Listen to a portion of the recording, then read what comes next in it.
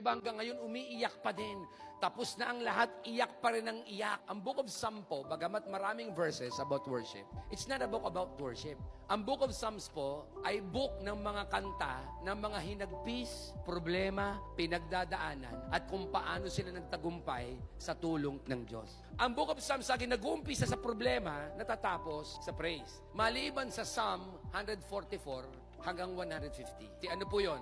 From praise to praise po yon. Check nyo po sa Bible nyo.